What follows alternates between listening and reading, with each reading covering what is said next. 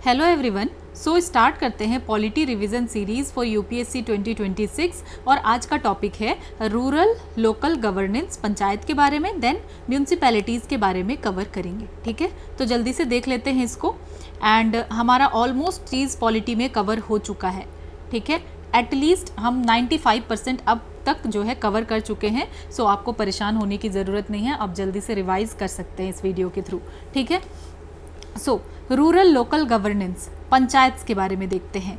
तो डेफिनेशन अगर देखें तो पंचायती राज है क्या? तो पंचायती राज लोकल सेल्फ गवर्नेंस सिस्टम है रूरल इंडिया में और डेमोक्रेटिक डिसेंट्रलाइजेशन के नाम से भी जाना जाता है। ठीक है, पंचायती राज क्या है? लोकल सेल्फ गवर्नेंस सिस्टम है रूरल इंडिया में और इसको डेमोक्रेटिक डिसेंट्रलाइजेशन के नाम से भी जाना जाता है। तो इसका मतलब है रूल बाय 5। ठीक है, 5 लोगों के द्वारा रूल किया जाना, जो कि ये ओरिजिनेट कैसे हुआ है, जो प्रैक्टिस चलता था पहले। ठीक है, कि जो 5 एल्डर विलेजर्स होंगे वो डिसीजन मेकिंग करेंगे कम्युनिटी के लिए, उसके थ्रू ही ये प्रैक्टिस चलते हुए आया है और वहीं से ये इवॉल्व हुआ है। ठीक है, देन हिस्टोरिकल कंटेक्स्ट अगर देखें तो ये रूटेड कहाँ से है? In the ancient political history of India में भी हमें पंच के बारे में देखने के लिए मिला है और इसको कॉन्स्टिट्यूशनल स्टेटस मिला कब? थ्रू द 73rd अमेंडमेंट 1992 में। तो ये जो पंचायती राज इंस्टीट्यूशन है तो इसको कॉन्स्टिट्यूशनल स्टेटस कब मिला? तो 73rd अमेंडमेंट के थ्रू कॉन्स्टिट्यूशनल स्टेटस मिला। देन प्रिंसिपल ऑफ सब्सिडियरिटी, तो ये जो प्रिंसिपल ऑफ सब्सिडियरिटी है इसका क्या मतलब है? तो ये एडवोकेट करता है डिसेंट्रलाइजेशन को और लोकल डिसीजन मेकिंग को इन गवर्नेंस। ठीक है, तो यहाँ पे क्या हो रहा है कि जो स्टेट गवर्नमेंट है ये डिवॉल्व कर रहे हैं power to Panchayati Raj institutions को। ठीक है, मतलब स्टेट गवर्नमेंट पावर्स किसको प्रोवाइड कर रहे हैं? पीआरआईज को पावर्स दे रहे हैं और म्यूनसिपैलिटीज़ को दे रहे हैं। तो ये अलाइन करता है प्रिंसिपल ऑफ सब्सिडियरिटी के साथ कि यहाँ पे क्या कर रहा है? पावर को शेयर किया जा रहा है लोकल गवर्नमेंट को। ठीक है, डिवॉल्व किया जा रहा है, पावर को दिया जा रहा है पंचायती राज इंस्टीट्यूशन को और म्यूनसिपैलिटीज़ को। देन पीआरआईज का रोल अगर देखें, ये पीवाईक्यू है, तो ये प्रमोट करता है पीपल्स पार्टिसिपेशन इन डेवलपमेंट और इंश्योर करता है डेमोक्रेटिक डिसेंट्रलाइजेशन को। देन अब देखते हैं पंचायती राज एवोल्यूशन इन इंडिया की कैसे कैसे इवॉल्व हुआ। ठीक है, तो ब्रिटिश पीरियड में अगर हम देखें तो ऑटोनॉमी लॉस, मतलब यहाँ पे क्या हो रहा था कि विलेज पंचायत जो है काफ़ी वीक हो चुके थे ब्रिटिश रूल के अंदर। देन मेयो का एक रेजोल्यूशन आता है 1870 में, यहाँ पे एक्सपेंड किया गया पावर और रिस्पॉन्सिबिलिटीज़ को लोकल इंस्टीट्यूशन का। देन लॉर्ड रिपन के टाइम पे 1882 का, लॉर्ड रिपन को किस नाम से जाना जाता है? Father of local self government in India कहा जाता है। ठीक है, then royal commission on decentralisation 1907 में आता है और यहाँ पे ये रिकॉग्नाइज करते हैं कि विलेज जो है काफ़ी ज़्यादा विलेज पंचायत इंपॉर्टेंट है। देन मोन्टेगो कैम्सफोर्ड रिफॉर्म्स के तहत क्या होता है? यहाँ पे ट्रांसफर किया जाता है जो भी लोकल गवर्नमेंट का पावर है प्रोविंसेस को। ठीक है, तो क्या क्या चीज़ हुआ ब्रिटिश पीरियड में हम देखते हैं। सबसे पहले तो हम देख पा रहे हैं कि विलेज की ऑटोनॉमी बहुत वीक हो चुकी थी। देन मेयो का रेजोल्यूशन आता है और यहाँ पावर को एक्सपेंड किया जाता है और रिस्पॉन्सिबिलिटी को एक्सपेंड किया जाता है लोकल इंस्टीट्यूशन का। देन लॉर्ड रिपन जो है 1882 में, इनको father of local self government कहा जाता है। ठीक है, फिर एक आता है रॉयल कमीशन ऑन डिसेंट्रलाइजेशन, तो यहाँ पे हम देख पा रहे हैं इस एक्सपेंड किया था मेयो ने, लेकिन father of local self government of India हम लॉर्ड रिपन को ही कहेंगे। हमने हिस्ट्री में भी डिटेल में इसको पढ़ा हुआ है। ठीक है, उसके बाद मोन्टेगो कैम्सफोर्ड रिफॉर्म्स में क्या किया गया? ट्रांसफर किया गया लोकल गवर्नमेंट पावर्स को, किसको? प्रोविंसेस को दिया गया। ठीक है, अब पोस्ट इंडिपेंडेंस पीरियड में क्या हुआ कि कॉन्स्टिट्यूशनल मेंशन अगर देखें तो आर्टिकल 40 में क्या कहा गया है? Empowered state legislature to legislate on local self governance. तो यहाँ पे लोकल सेल्फ गवर्नेंस की बात है आर्टिकल 40 में। ठीक है, विलेज पंचायत के बारे में है। तो लोकल सेल्फ गवर्नमेंट क्या है? एक स्टेट सब्जेक्ट है, मतलब लोकल गवर्नमेंट क्या है? स्टेट सब्जेक्ट है और ये 7th शेड्यूल में है कॉन्स्टिट्यूशन के। देन हमें कम्युनिटी डेवलपमेंट प्रोग्राम देखने के लिए मिलता है 1952 का और नेशनल एक्सटेंशन सर्विस 1953 का। तो यहाँ पे अगर हम देखें तो कुछ इशू देखने के लिए मिलता है, जैसे कि ब्यूरोक्रेसी में कुछ इशू और लैक ऑफ पार्टिसिपेशन भी देखने के लिए मिलता है। देन बलवंत राय मेहता कमेटी 1957 में, तो ये बलवंत राय मेहता कमेटी रिकमेंड करती है इन्हेंसमेंट और लीडिंग टू राजस्थान पायोनियरिंग और पंचायती राज इन 1959। तो यहाँ बलवंत राय मेहता कमेटी जो है रिकमेंड करती है पीआरआईज के इन्हेंसमेंट को। ठीक है, इसके वजह से हमें देखने के लिए मिलता है राजस्थान पायोनियरिंग पंचायती राज इन 1959। ठीक है, अब देखते हैं 73rd कॉन्स्टिट्यूशनल अमेंडमेंट एक्ट 1992 क्या होता है। यहाँ पे तो फॉर्मलाइजेशन किया जाता है पंचायती राज इंस्टीट्यूशन का। यहाँ क्या किया जाता है, फॉर्मलाइज किया जाता है पंचायती राज इंस्टीट्यूशन को, और ये इफेक्टिव होता है अप्रैल 24, 1993 से। ठीक है, नेशनल पंचायती राज डे कब होता है, अप्रैल 24 को। और आपको ये भी बताना है कि अप्रैल 24 को और भी क्या इंपॉर्टेंट होता है। ठीक है, कौन सा केस इंपॉर्टेंट केस आता है, ठीक है, ये आपको बताना है। तो फॉर्मलाइजेशन कब होता है, अप्रैल 24, 1993 को होता है, इसीलिए नेशनल पंचायती राज डे बनाया जाता है अप्रैल 24 को। देन फर्स्ट पंचायती राज स्टेट अगर हम देखें तो नागौर राजस्थान जो है ये पहला स्टेट है जो कि इंप्लीमेंट करता है पंचायती राज को। कब, 1959 में। ठीक है, ये तो कॉन्स्टिट्यूशन के द्वारा मैंडेट किया गया और सब कुछ ये 1992 के अमेंडमेंट एक्ट के थ्रू, लेकिन जो है नागौर राजस्थान जो है फर्स्ट स्टेट है जो कि इंप्लीमेंट करता है पंचायती राज को। तो अब कुछ इंपॉर्टेंट कमिटीज और उनके रिकमेंडेशंस को देख लेते हैं। तो बलवंत राय मेहता कमेटी जो कि 1957 में आता है, बलवंत राय मेहता कमेटी, तो जिसके कहने पे ही हमने देखा कि राजस्थान में का प्रोएक्टिव रोल देखने के लिए मिलता है।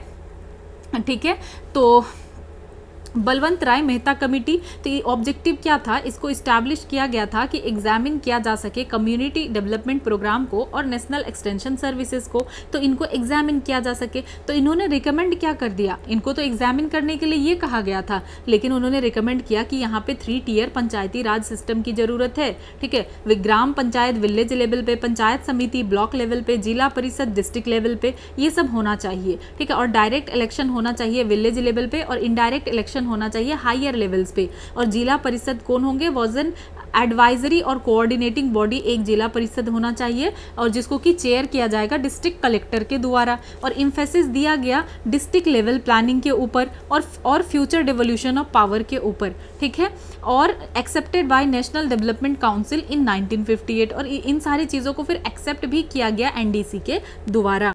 अब नेक्स्ट अगर हम देखें तो ये आपको ध्यान रखना है, एनडीसी के बारे में पूछा जा चुका है। ठीक है, ये PYQ है। तो NDC is associated with planning in India, तो प्लानिंग के साथ एसोसिएटेड है एनडीसी। ठीक है, एनडीसी का रोल है प्लानिंग में, और इसके बारे में कॉन्स्टिट्यूशन में कहीं मेंशन नहीं है, 2013 में पूछा जा चुका है। तो एनडीसी के मेंबर्स कौन कौन हैं, तो प्राइम मिनिस्टर, ठीक है, ये चेयरमैन होंगे, और मिनिस्टर ऑफ यूनियन कैबिनेट और चीफ मिनिस्टर ऑफ स्टेट्स। ठीक है, ये 2013 में पूछा गया है। देन हम देखते हैं नेक्स्ट इंपॉर्टेंट कमेटी, उसके बाद अशोक मेहता कमेटी। तो अब तक हमने देखा कि बलवंत राय मेहता कमेटी को इनको क्यों इस्टेब्लिश किया गया था, ये ताकि ये एग्जामिन कर सके कम्युनिटी डेवलपमेंट प्रोग्राम को और नेशनल एक्सटेंशन सर्विसेज को। देन उन्होंने कहा कि ये सब कुछ होना चाहिए, इन्होंने रिकमेंड कर दिया कि हाँ यहाँ 3 टियर पंचायती राज सिस्टम होना चाहिए।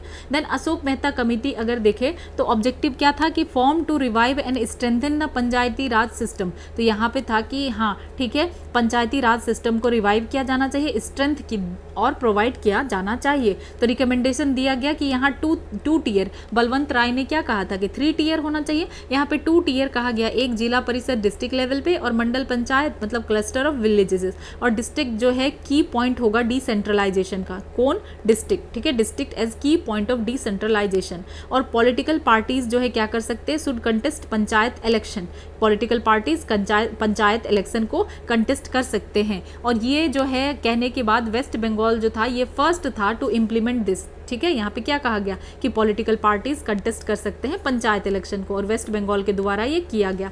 Then mandatory taxation power for panchayat to generate resources.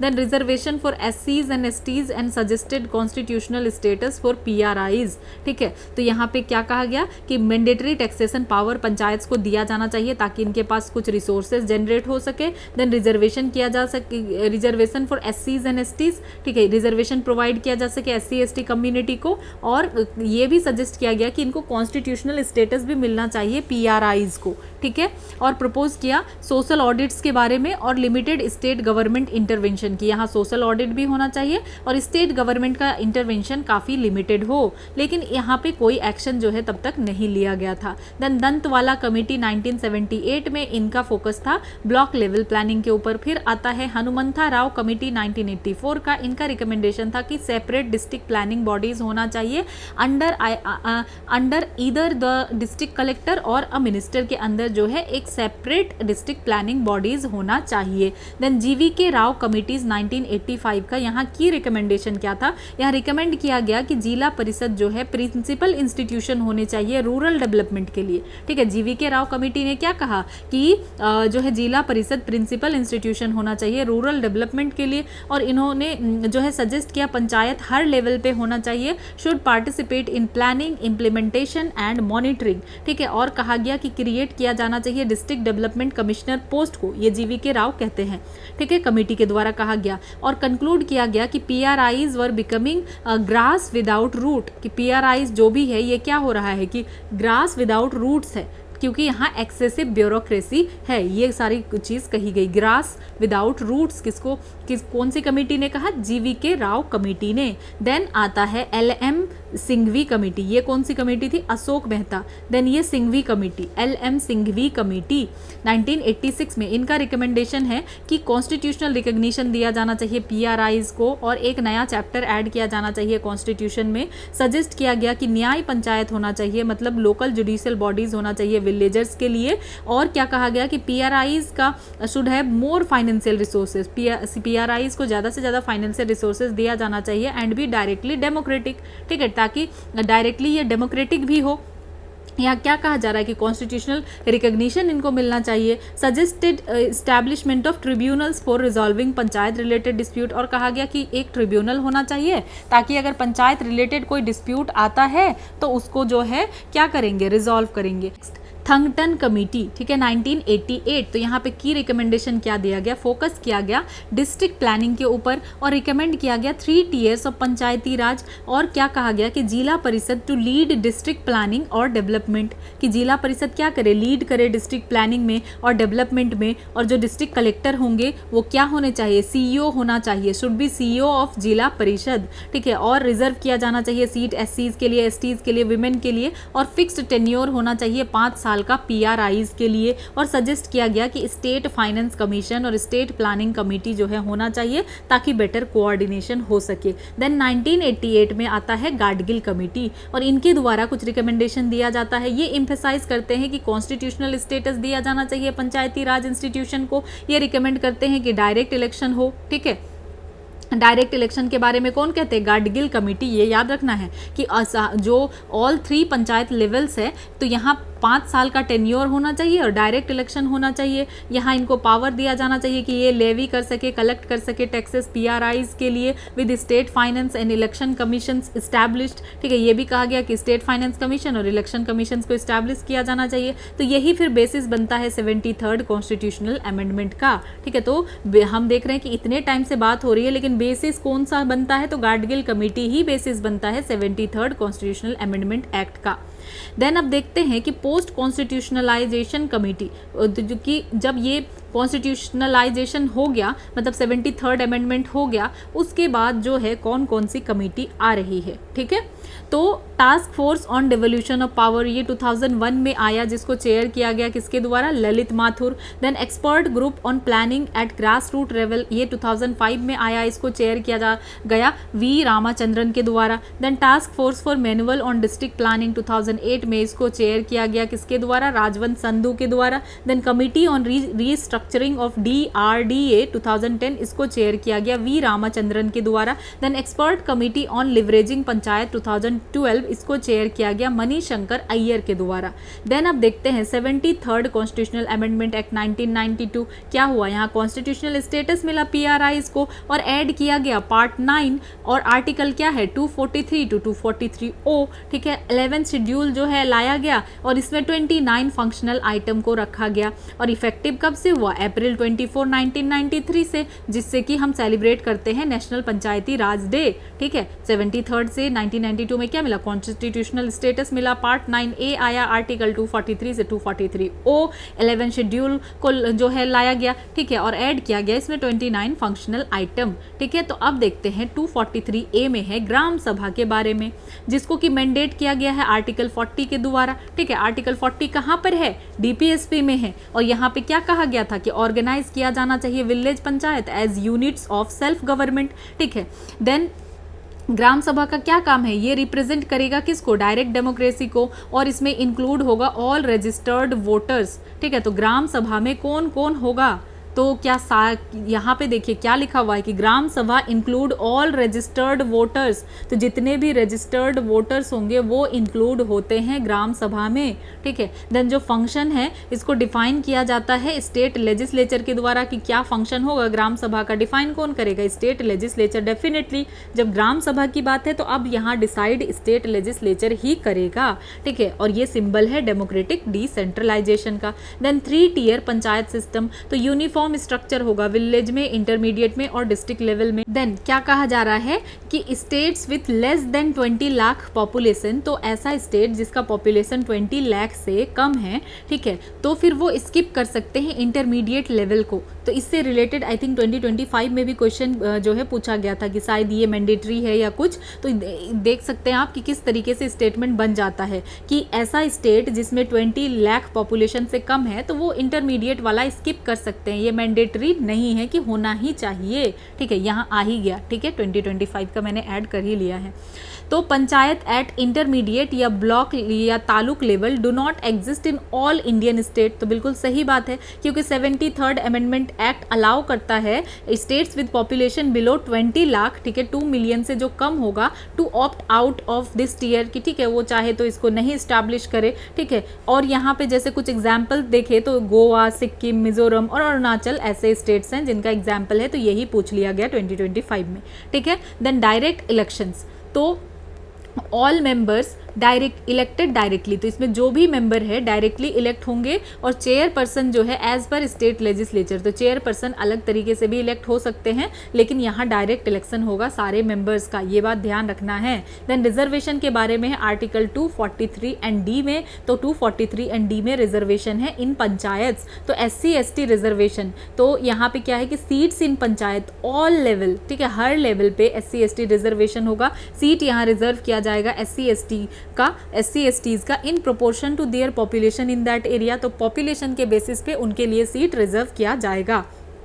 ठीक है, देन कुछ की एस्पेक्ट है SC ST रिजर्वेशन में, PRIs में देख लेते हैं। प्रोपोर्शनेट रिजर्वेशन, मतलब जो सीट है SCs और STs का वो रिजर्व किया जाएगा किसके बेसिस पे, on their population percentage in each constituency की, कि हर कॉन्स्टिट्यूंसी में उनका पॉपुलेशन परसेंटेज कितना है। देन चेयरपर्सन के लिए भी रिजर्वेशन होगा, ऑफिसेस ऑफ चेयरपर्सन जैसे sarpanch at all levels are reserve for SC ST in proportion to their population, तो याद रखना है कि चेयरपर्सन में भी, ठीक है, जो चेयर पर्सन का ऑफिसेस है उसके लिए भी SC ST के लिए रिजर्वेशन रखा जाएगा। नेक्स्ट अगर देखें तो यहाँ पे रिजर्वेशन है विमेन के लिए, डबल लेयर्ड रिजर्वेशन देखने के लिए मिलता है, मतलब आर्टिकल 243D क्लॉज 2 में क्या देखने के लिए मिलता है कि not less than 1/3 of total reserve seat for SCs STs must be allocated to women from these categories.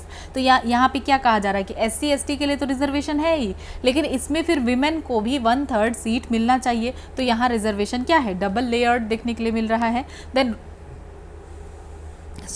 Rotation अगर देखें तो reserve seats and chairperson positions are rotated among different constituencies panchayats to allow equal opportunity, तो यहाँ पे rotation भी होता है, जो रिजर्व सीट है या चेयरपर्सन का पोजीशन है तो इसको रोटेट किया जाता है ताकि जो है डिफरेंट कॉन्स्टिट्यूएंसीज और पंचायत में क्या मिल सके, इक्वल अपॉर्चुनिटी मिल सके। ठीक है, तो आर्टिकल 243D ये इंपॉर्टेंट है, रिजर्वेशन ऑफ सीट्स, तो यहाँ पे क्या कहा जा रहा है, seat shall be reserve for schedule caste और शेड्यूल ट्राइब्स। ठीक है, यहाँ OBC की बात करी गई है क्या, नहीं, यहाँ सिर्फ शेड्यूल कास्ट और शेड्यूल ट्राइब्स की बात की गई है कॉन्स्टिट्यूशन में। Then in every panchayat and the number of seats so reserved shall bear as nearly as may be the same proportion to the total number of seats to be filled by direct election in the panchayat as the population of schedule castes in the panchayat area और the schedule tribes in that panchayat area bears to the total population of that area. Such seats may be allotted by rotation to different constituencies in a panchayat, तो हमने rotation की बात already की। ठीक है, then यहाँ पे हमें देखने के लिए मिल रहा है कि उनके पॉपुलेशन के बेसिस पे उनको मिलेगा। ठीक है, जो भी सीट है उसको डायरेक्ट इलेक्शन के थ्रू फिल किया जाएगा पंचायत में, कैसे, as the population of schedule caste in that panchayat area और schedule tribe in that panchayat area, तो पॉपुलेशन के बेसिस पे दिया जाएगा, यहाँ डायरेक्ट इलेक्शन होगा। और यहाँ पे ये जो हमने पढ़ा था रोटेशन के बारे में, ठीक है, और सच seats may be allotted by rotation, और ये सीट जो अलॉट किया जाएगा ये रोटेशन के बेसिस पे किया जाएगा to different constituencies in a panchayat. ठीक है, अब कहा जा रहा है not less than 1/3 of total members of seat reserved under clause 1, ठीक है, shall be reserve for women belonging to schedule caste as case may be the schedule tribe. तो यहाँ पे कहा जा रहा है बेसिकली कि वीमेन के लिए 1/3 सीट जो है होना चाहिए शेड्यूल कास्ट और शेड्यूल ट्राइब के लिए। देन यहाँ पे क्या कहा जा रहा है कि not less than 1/3 including the number of seats reserve for women belonging to schedule caste and schedule tribes of the total number of seats to be filled by direct election. तो यहाँ पे कहा जा रहा है कि जो 1/3 सीट रिजर्व है वीमेन के लिए ये डायरेक्ट इलेक्शन के थ्रू फिल किया जाना चाहिए हर पंचायत में।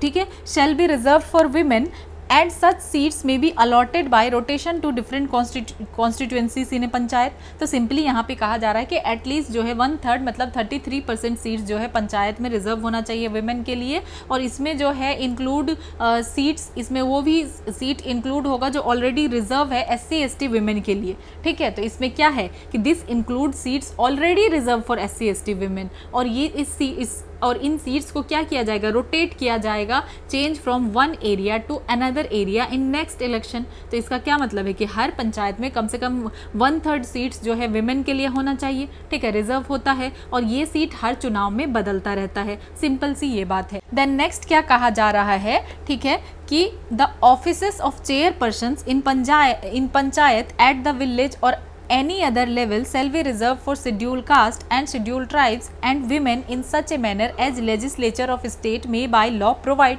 तो सिंपल यहाँ पे क्या कहा जा रहा है कि जो भी ठीक है, जो भी पोस्ट है चेयरपर्सन का पोस्ट, ठीक है, चेयरपर्सन पोस्ट ये रिजर्व है SC के लिए, ST के लिए, विमेन के लिए। तो यहाँ पे स्टेट लेजिस्लेचर डिसाइड करेंगे कि कैसे रिजर्व किया जाएगा। ठीक है, लॉ के थ्रू कर सकते हैं। ठीक है, तो SC ST का रिजर्वेशन हमने क्या देखा कि पॉपुलेशन की प्रोपोर्शन के हिसाब से है। विमेन का हमने देखा कि मिनिमम 1/3 जो है टोटल चेयरपर्सन पोस्ट भी होगा, और ये पोस्ट जो है क्या होगा, रोटेटेड, ये रोटेट भी करेगा।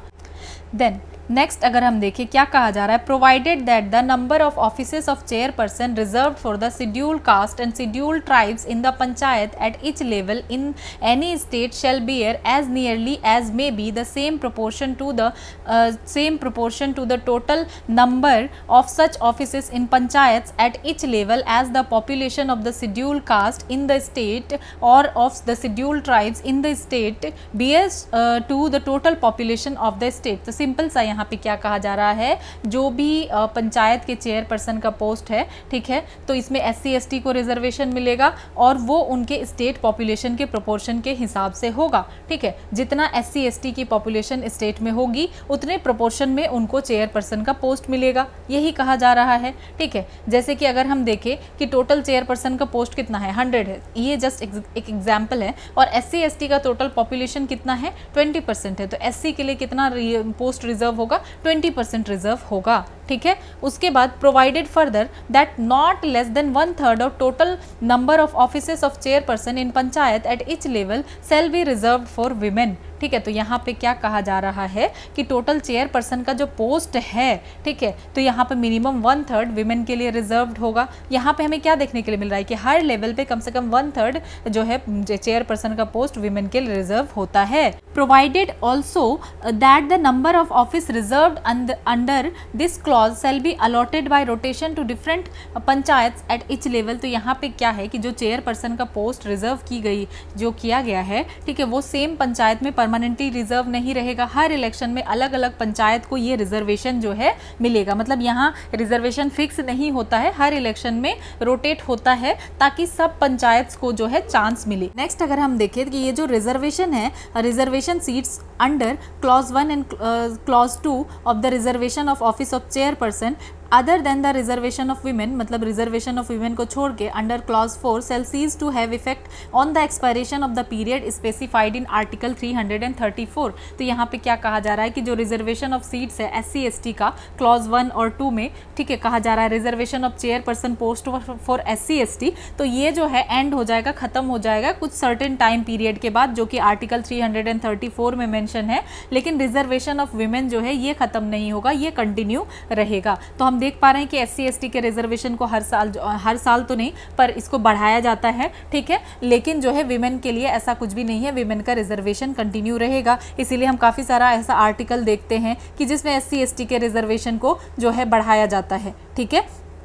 देन अब अगर देखें, nothing in this part shall prevent the legislature of state from making any provision for reservation of seats in any panchayat और offices of chairperson in the panchayat at any level in favour of backward class of citizens. तो यहाँ पे कहा गया है कि constitution जो है स्टेट को रोकता नहीं है कि आप जो है डिसाइड नहीं कर सकते, रिप्रेजेंटेशन नहीं दे सकते हैं OBCs को, ये स्टेट की मर्जी है। स्टेट जो है ये this can be for state या चेयरपर्सन पोस्ट, ये ऑप्शनल है, कंपलसरी नहीं है। तो यहाँ पे सिंपल सी बात है कि स्टेट गवर्नमेंट चाहे तो OBC को रिजर्वेशन जो है प्रोवाइड कर सकता है। लेकिन यहाँ पे जिस तरीके से हम देख रहे हैं कि SC/STs के बारे में, विमेन के बारे में डायरेक्टली बोला गया है कि 1/3 मिलना ही चाहिए, लेकिन यहाँ पे ऐसा कुछ नहीं है। तो अगर आपको ये लाइन नेक्स्ट दिख जाता है कि 1/3 विमेन 1/3 रिजर्वेशन जो है OBCs को भी प्रोवाइड किया गया है, कॉन्स्टिट्यूशन में मेंशन है, तो आप देख पा रहे हैं कि बेयर एक्ट से हम डायरेक्टली पढ़ रहे हैं, ऐसा कुछ भी नहीं है। यहाँ पे कहा जा रहा है कि स्टेट गवर्नमेंट जो है चाहे तो OBC को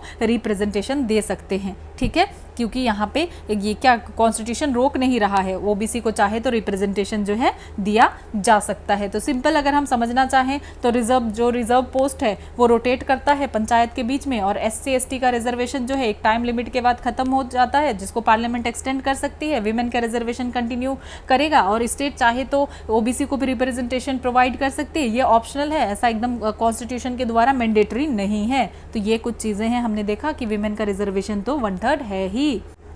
देन नेक्स्ट अगर हम देखें, जो कि हम ऑलरेडी पढ़ चुके हैं कि विमेन का रिजर्वेशन जो है टोटल 1/3 सीट जो है रिजर्व है, including seat reserve for SC/STs। तो जो SC/STs के लिए रिजर्व है उसमें भी विमेन के लिए जो है रिजर्व है एट ऑल लेवल, विलेज में, इंटरमीडिएट में और डिस्ट्रिक्ट पंचायत में।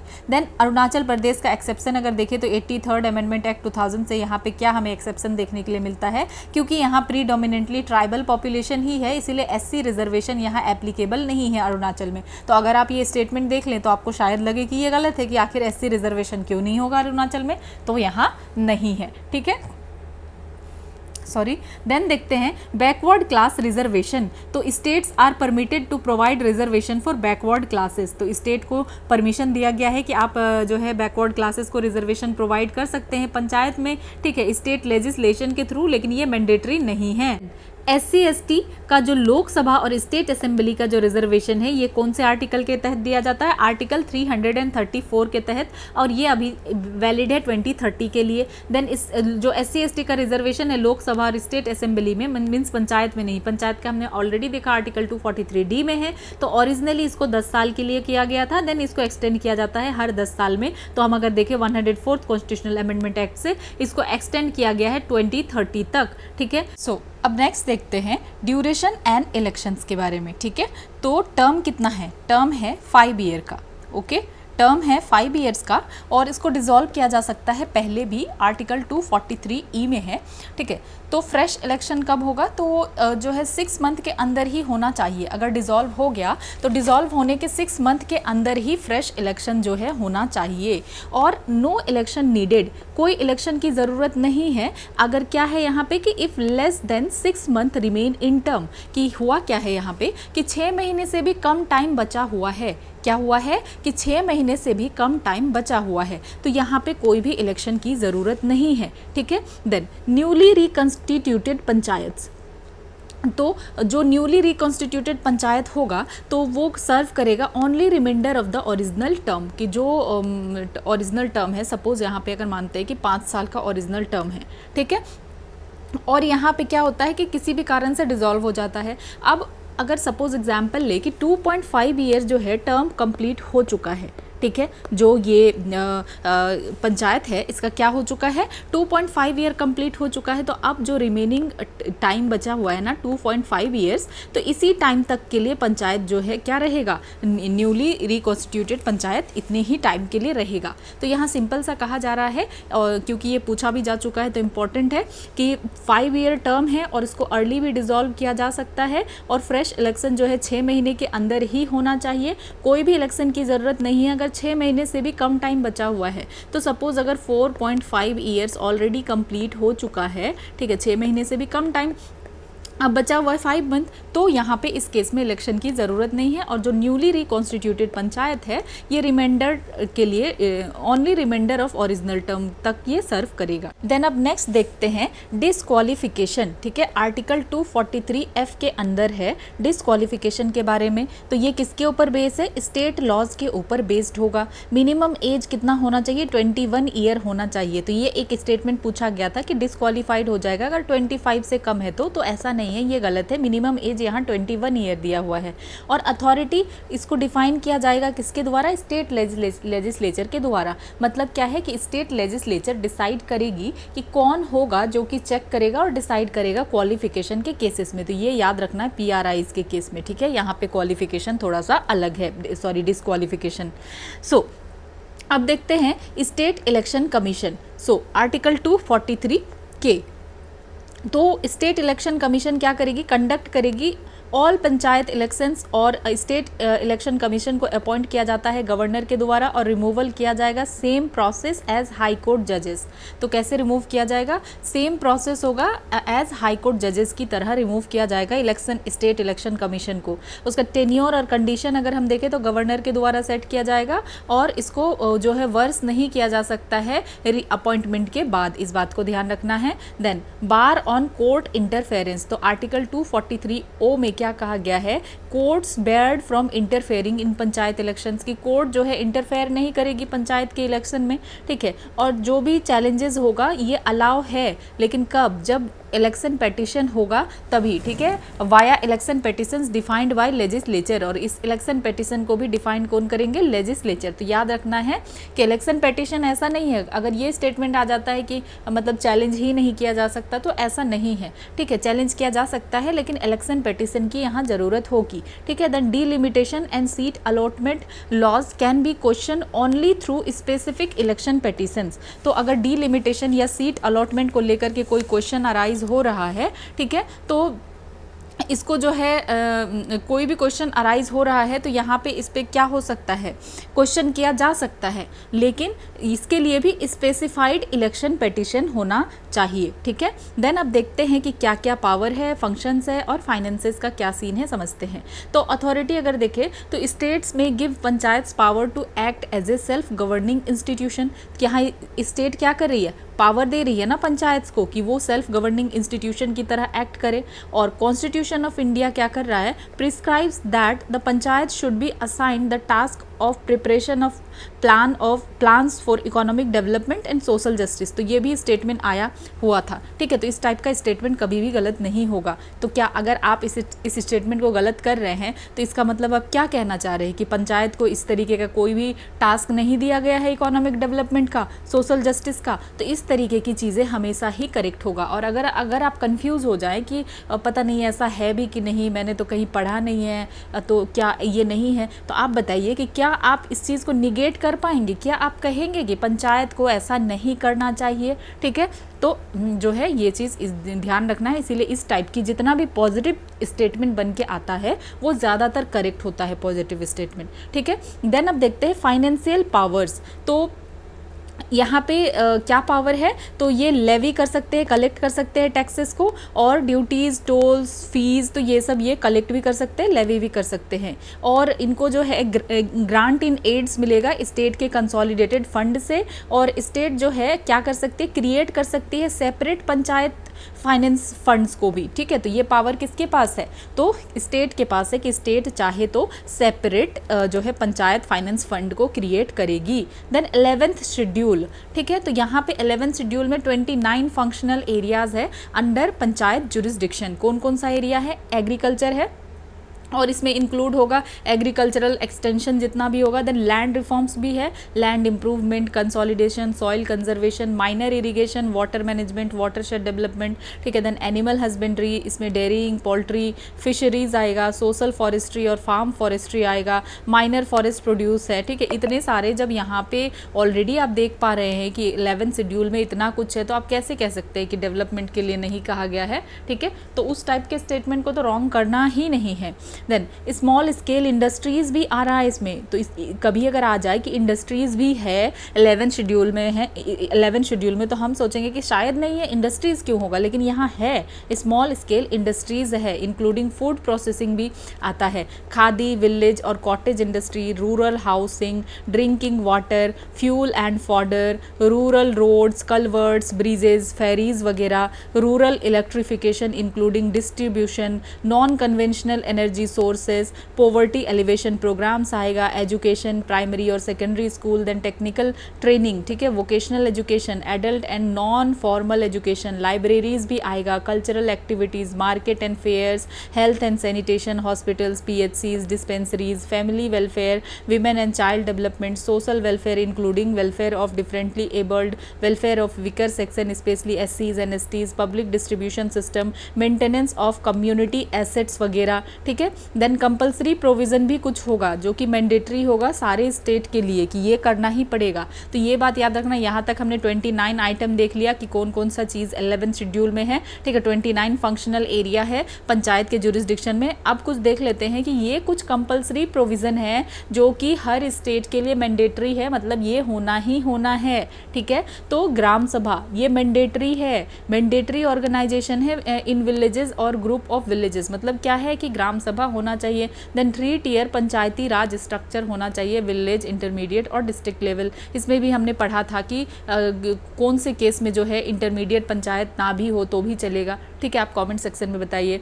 देन डायरेक्ट इलेक्शंस, ठीक है, तो यहाँ पे जो है जितने भी पंचायत मेंबर्स हैं और सारे लेवल में इनको डायरेक्टली इलेक्ट किया जाएगा। देन इनडायरेक्ट इलेक्शन होगा चेयरपर्सन्स का इंटरमीडिएट और डिस्ट्रिक्ट लेवल्स पे, ठीक है। ऐसे हर लेवल पे डायरेक्ट ही इलेक्शन होगा, लेकिन यहाँ पे क्या है कि चेयरपर्सन्स का इंटरमीडिएट और डिस्ट्रिक्ट लेवल पे इनडायरेक्ट इलेक्शन होगा, मेंबर्स का हर लेवल पे डायरेक्ट इलेक्शन होगा, ये बात याद रखना है। देन मिनिमम एज अगर देखें तो 21 ईयर्स है, 21 ईयर्स मिनिमम एज दिया गया है जिससे कि वो कंटेस्ट कर सकते हैं पंचायत के इलेक्शन को, कि अगर आप 21 साल हैं तो ठीक है, आप एलिजिबल हैं, अब आप इलेक्शन लड़ सकते हैं, चुनाव लड़ सकते हैं, ठीक है। तो ये 2025 में भी पूछा गया था, तो ये रिपीटेडली किसी न किसी तरीके से PRIs के बारे में भी पूछा जाता है। देन रिजर्वेशन अगर देखें तो 1/3 ऑफ टोटल सीट जो है रिजर्व है विमेन के लिए। SC ST रिजर्वेशन पॉपुलेशन के बेसिस पे है। टेन्योर अगर देखें तो 5 ईयर का टर्म है। फ्रेश इलेक्शन 6 मंथ के अंदर ही होना चाहिए रेजोल्यूशन का। Then state election commission article क्या है 243 के, ये कंडक्ट करेंगे सारे पंचायत इलेक्शन को। देन स्टेट फाइनेंस कमीशन ये रिव्यू करेंगे फाइनेंशियल स्टेटस एवरी 5 ईयर्स, ठीक है। तो ये सब जो चीज़ें हम देख रहे हैं ना, ये क्या है, ये कंपल्सरी है, यहाँ पे ये सारी चीज़ें होनी ही होनी चाहिए। जैसे रिजर्वेशन कंपल्सरी है, ठीक है, और ये जो देखा हमने कि हाँ स्टेट इलेक्शन कमीशन है जो कि इलेक्शन को कंडक्ट करेगी, स्टेट फाइनेंस कमीशन ये भी जो है रिव्यू करेंगे हर 5 साल में, तो ये सब कुछ जो है ध्यान रखना है, ये कंपलसरी है। अब देखते हैं कि वॉलेंट्री प्रोविज़न क्या है जो कि स्टेट के डिस्क्रिशन पे छोड़ा जा सकता है। तो एम्पावरिंग ग्राम सभा, ठीक है, कि कितना पावर और फंक्शन देंगे, तो ये कहीं पे भी लिखा हुआ नहीं है बिल्कुल, ये किसका डिस्क्रिशन है, स्टेट का डिस्क्रिशन है, वॉलेंट्री प्रोविज़न है। Then mode of election for village chairperson, तो जो ये मेंबर का तो हमने देखा कि वो डायरेक्टली इलेक्ट होंगे, लेकिन चेयरपर्सन का जो मोड ऑफ इलेक्शन है इसको डिसाइड किया जा सकता है स्टेट के द्वारा। देन नेक्स्ट और भी देखते हैं कि वॉलेंट्री प्रोविज़न में क्या क्या है। तो रिप्रेजेंटेशन इन पंचायत, तो जो विलेज पंचायत चेयरपर्सन है रिप्रेजेंटेड इन इंटरमीडिएट और डिस्ट्रिक्ट पंचायत। तो कहने का क्या मतलब है कि जो विलेज पंचायत के हेड है जैसे सरपंच वगैरह, तो वो हायर लेवल पंचायत मीटिंग्स में भी पार्ट ले सकते हैं, ठीक है, जैसे कि इंटरमीडिएट लेवल पे या डिस्ट्रिक्ट लेवल पे। क्या कहा जा रहा है, जो विलेज पंचायत चेयरपर्सन है तो वो रिप्रेजेंट कर सकते हैं इंटरमीडिएट और डिस्ट्रिक्ट पंचायत को भी, सिंपल सी बात है। देन यहाँ पे क्या कहा जा रहा है, MP और MLAs के बारे में भी है कि MP and state legislature represented in respective panchayat, तो इनको ये क्या कर सकते हैं कि जो मेंबर्स ऑफ पार्लियामेंट है और स्टेट लेजिस्लेचर है, ठीक है, इनको भी पंचायत बॉडीज में इंक्लूड किया जाता है, ठीक है, इनको भी क्या किया जाता है, पंचायत बॉडीज में इंक्लूड किया जाता है। देन जो MP MLA उस पर्टिकुलर एरिया से इलेक्टेड होते हैं वही पंचायत बॉडी का जो है मेंबर बन सकते हैं, ठीक है, यही कहा जा रहा है, ठीक है। अगर कोई MLA उस डिस्ट्रिक्ट से इलेक्टेड है तो वो उसी डिस्ट्रिक्ट पंचायत का मेंबर बनेगा। तो जो मेंबर्स ऑफ पार्लियामेंट है और members of state legislative assemblies हैं, जिनको कि who are elected from that area, जो उसी एरिया से इलेक्टेड है, ऑल्सो मेड मेंबर, तो उनको मेंबर बनाया जा सकता है। यूजुअली एक्स ऑफिसियो होंगे उसी रिस्पेक्टिव पंचायत बॉडीज़ में। ठीक है, जनरली कहाँ पे, डिस्ट्रिक्ट लेवल पे, इस बात को याद रखना है। ठीक है, तो ये एक्स ऑफिशियो कहने का क्या मतलब है कि वो मेंबर ऑटोमेटिकली बन जाता है। ठीक है, अपने पोजीशन की वजह से, अलग से इलेक्शन नहीं होता, एमएलए के वजह से ही उनको जो है पंचायत मेंबर वो बन जाते हैं। सिंपल सा ये कहा जा रहा है कि जो विलेज सरपंच वगैरह हैं तो वो रिप्रेजेंट करेंगे विलेज को हायर लेवल्स में भी, और जो एमपी एमएलए हैं वो पार्ट होंगे पंचायत के ऑफ दैट एरिया, उसी एरिया के जहाँ से वो इलेक्टेड होंगे। और एक्स ऑफिशियो यहाँ पे कहा जा रहा है ना, एक्स ऑफिशियो कहने का क्या मतलब है कि वो ऑटोमेटिक मेंबर बन जाएंगे, इसके लिए कोई ज़रूरत नहीं है इलेक्शन की। और ये मोस्टली किसके लिए है, जनरली एट डिस्ट्रिक्ट लेवल। तो यहाँ पे ये देखा हमने। Then reservation for backward classes, ये भी ऑप्शनल है। ठीक है, provision for reserving seats in panchayat, तो यहाँ पे ओबीसीज के लिए, बैकवर्ड क्लासेस के लिए रिजर्वेशन जो है पंचायत में किया जा सकता है, लेकिन ये क्या है, ये बिल्कुल ऑप्शनल है। देन ऑटोनॉमी अगर देखें तो granting power for panchayat to operate as autonomous body, तो ये भी ऑप्शनल है कि ऑटोनॉमी जो है पंचायत को पावर दिया जा रहा है कि वो ऑटोनॉमस बॉडी की तरह एक्ट करे। देन डिवोल्यूशन ऑफ पावर, तो जो यहाँ पे 29 फंक्शन जो दिया गया है फ्रॉम द 11th शेड्यूल, तो अगर हम देखें तो 11th शेड्यूल में क्या देख पा रहे हैं कि 29 फंक्शनल आइटम है। तो ये भी जो ये सब चीज़ भी क्या है, ये सब वॉलंटरी प्रोविज़न है, ये स्टेट के डिस्क्रिशन के ऊपर है कि स्टेट के ऊपर है ये सब चीज़ कि उनको कितना जो है पावर देना है या नहीं। देन कुछ फाइनेंशियल एम्पावरमेंट देख लेते हैं पंचायत का। ठीक है, तो इनके पास क्या पावर है, ये लेवी कर सकते हैं, कलेक्ट कर सकते हैं लोकल टैक्सेस को, ड्यूटीज़ को, टोल्स को और फीस को, और share in state levied taxes, और जो स्टेट के द्वारा टैक्सेस वगैरह लिया जाता वो भी उनको कुछ शेयर मिलता है। Grant in aids from state consolidated fund, ये मिलता है उनको। और जो है इस्टेब्लिशमेंट ऑफ पंचायत फंड, ये भी हो सकता है, जो कि हम ऑलरेडी पढ़ चुके हैं। ठीक है, तो ये सारी चीज़ें क्या है, ये सब कुछ भी कुछ क्या है, ये डिस्क्रिशन है, ये वॉलंटरी प्रोविज़न है, ये स्टेट के डिस्क्रिशन के ऊपर है कि इनके पास जो भी पावर है कि ये क्या करें, लेवी करें, कलेक्ट करें लोकल टैक्सेस, ड्यूटीज, टोल्स और फीस को, और उनको जो है शेयर मिल रहा है स्टेट लेवीड टैक्सेस में, ग्रांट इन एड्स मिल रहा है। तो ये सब चीज़ क्या है, ये अब तक हमने देख लिया कि दीज आर वॉलंटरी प्रोविजंस। ठीक है, सो अब नेक्स्ट देखते हैं स्टेट फाइनेंस कमीशन के बारे में। ठीक है, आर्टिकल 243 आई। सो अगर कॉन्स्टिट्यूशन अगर देखें तो एवरी 5 ईयर गवर्नर जो है क्या करते हैं, कॉन्स्टिट्यूट करते हैं स्टेट फाइनेंस कमीशन को। ठीक है, ये फिर से पूछा जा चुका है 2025 में भी, और ये रेगुलर और एक कंपलसरी बॉडी है।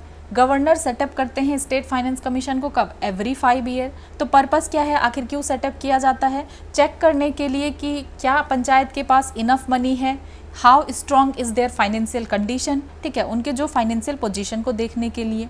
ठीक है, देन अब देखते हैं कि रिकमेंडेशन क्या है। तो distribution of net state tax proceeds, मतलब क्या है इसका कि स्टेट जो है अर्न करती है टैक्सेस, जैसे जीएसटी, शेयर एक्सेट्रा, तो कमीशन सजेस्ट करती है कि कितना टैक्स जो है डिवाइड करना चाहिए, कितना मनी पंचायत को दिया जाना चाहिए। ठीक है, then allocation of specific taxes to panchayat, तो कुछ टैक्सेस को जो है डायरेक्टली पंचायत को दिया जाना चाहिए। ठीक है, जैसे कि कमीशन सजेस्ट करेगी कि कौन सा टैक्सेस जो है डायरेक्ट कौन कलेक्ट कर रहा है, प्रॉपर्टी टैक्स वगैरह या कुछ भी, ये पंचायत जो है कलेक्ट करेगी, तो ये कौन बताएगा, तो ये स्टेट फाइनेंस कमीशन के रिकमेंडेशन पे होगा। Then grant in aids from state consolidated fund, तो स्टेट गवर्नमेंट जो है क्या देती है, फाइनेंशियल हेल्प्स मींस ग्रांट देगी पंचायत को, और ये कहाँ से आएगा, स्टेट कंसोलिडेटेड फंड से दिया जाएगा। ठीक है, तो ये भी रिकमेंड कौन करेगा कि कितना ग्रांट इन एड दिया जाना चाहिए, तो that is state finance commission.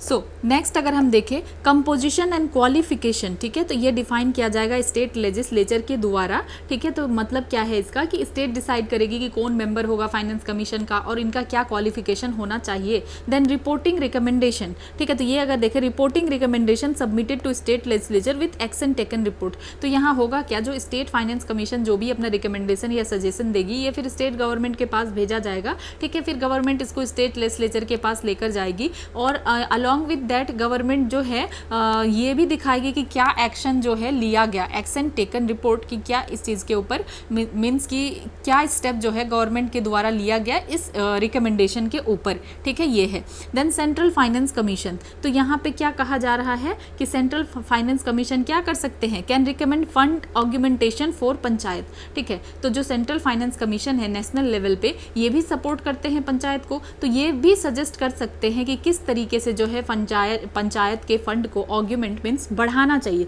किस तरीके से हम पंचायत के फंड को और ज़्यादा से ज़्यादा इंक्रीज कर सकते हैं, ठीक है। तो ये सब कुछ चीज़ें हैं। देन अब देखते हैं कुछ इंपॉर्टेंट प्रोविजन आर्टिकल 243N के अंदर जो एग्जिस्टिंग लॉज है ये कंटिन्यू करेगा फॉर 1 ईयर पोस्ट इनेक्टमेंट, ठीक है।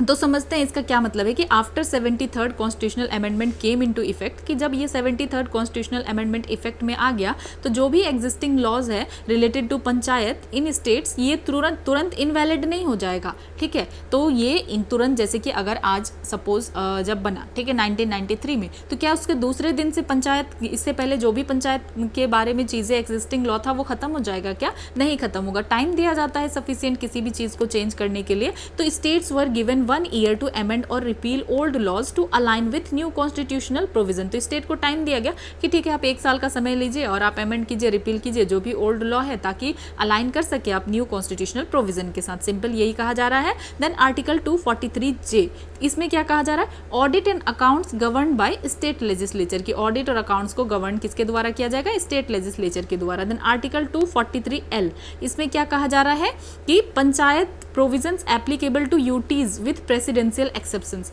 तो क्या ये अगर स्टेटमेंट आता है कि पंचायत का प्रोविजन यूटीज पे तो लगेगा ही नहीं, ठीक है, लगेगा, ठीक है, एप्लीकेबल होगा, लेकिन यहाँ पे प्रेसिडेंशियल एक्सेप्शंस यहाँ पे चाहिए होगा, वहाँ पे आपको परमिशन वगैरह लेना तो पड़ेगा।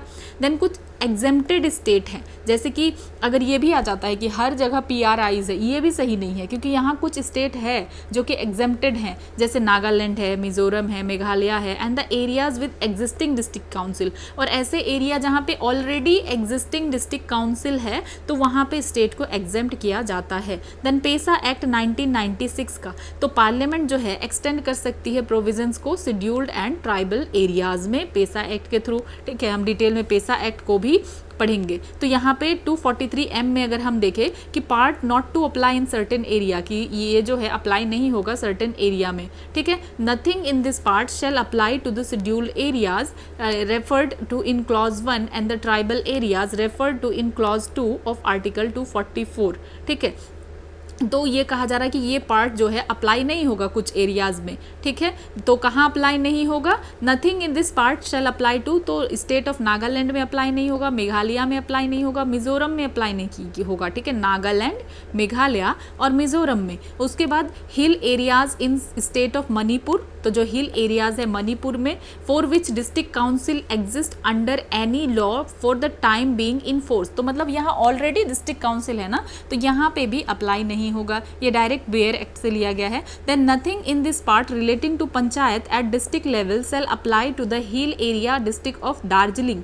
तो जो हिल एरिया डिस्ट्रिक्ट है दार्जिलिंग का, वहाँ नहीं लगेगा। In the state of West Bengal, मतलब ऐसा नहीं कि वेस्ट बंगाल में PRIs नहीं है, नहीं, यहाँ पे जो वो वाला पार्ट है ना, हिल areas of the district of Darjeeling, सिर्फ हिल एरियाज में, वहाँ पे नहीं लगेगा दार्जिलिंग के, ठीक है। For which Darjeeling Gorkha hill council exist, क्यों? क्योंकि यहाँ पे भी हम देख पा रहे हैं कि Darjeeling Gorkha hill council already exist करता है, इसीलिए यहाँ पे भी नहीं जो है लगेगा, ठीक है, under any law for the time being in force.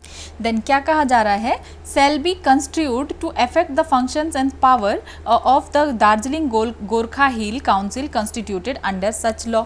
तो सिंपल ये जो कहा जा रहा है, जो स्पेशल बॉडीज जैसे कि दार्जिलिंग गोरखा हिल है, वो जो है कंटिन्यू करेगा function without interference from panchayat provision, ठीक है। देन नेक्स्ट अगर हम देखें तो क्या कहा जा रहा है? Nothing in this article 243D relating to reservation of seats for the schedule caste shall apply to the state of Arunachal, ठीक है। तो यहाँ पे कहा जा रहा है कि ये जो शेड्यूल कास्ट का रिजर्वेशन है ये अप्लाई नहीं होगा अरुणाचल में, देन नेक्स्ट अगर हम देखें तो notwithstanding anything in this constitution the legislature of a state preferred to in sub clause a of the clause 2 may by law extend this part to the state except the areas if any refer to clause 1 if the legislative assembly of that state passes a resolution to that effect by a majority of total membership of the house and by majority of not less than 2/3 of the members of that house present and voting।